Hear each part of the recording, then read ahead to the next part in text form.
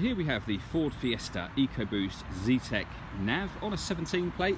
I'm just going to show you around the outside of the car first of all, and then we'll hop in and I'll run through a few controls on the inside. But as you'll see from the outside, it's a 5-door car with alloy wheels. Let's start off inside the boot and then we can work our way around the rest of the car from there. As we approach the boot, you'll see we've got a 60/40 split folding rear seat and a really decent amount of boot space. So we're just going to continue our way back round to the front of the car now, and then I'll hop in and run through some controls on the inside. But now that I've done a full circle of the car, you can see it's a really lovely looking car, particularly good in deep impact blue as well. It's a great colour for the Fiesta. So just briefly before I climb in, I think it's well worth seeing the interior from this exterior point of view. As you can see, the seats are in really good condition. There's plenty to run through on the dashboard, so let's hop in and we'll do that now. Okay, so we're going to start with the dials. On the left hand side we've got the rev counter, and on the right hand side the speedometer. The fuel gauge appears in the middle at the bottom, and then directly above that at the top you've got the total miles on this car, which are 11,675.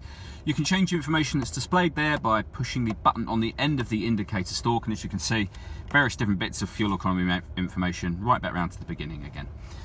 Out on the steering wheel, we've got the stereo controls on the left hand side here. The button in the middle is the voice activation for the phone. So once you pair the phone, press that button, ask it to dial anyone in your contacts list, and it will do that for you. The phone itself is paired using the stereo here and the screen directly in front of it. So before we come back to the phone, you can see this car's got DAB digital radio. It also has FM and AM radio as well, and there are a few other ways to listen to music. There's a CD player. You can plug in a device via the USB, which you can see there.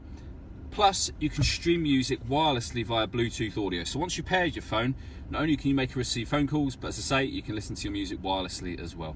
This car also has satellite navigation, which can be accessed by pushing that button just there.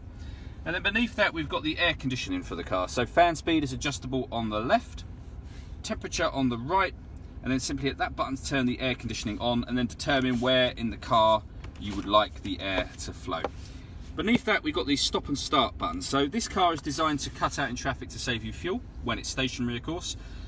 Pressing that button will turn the system off should you not want to use it.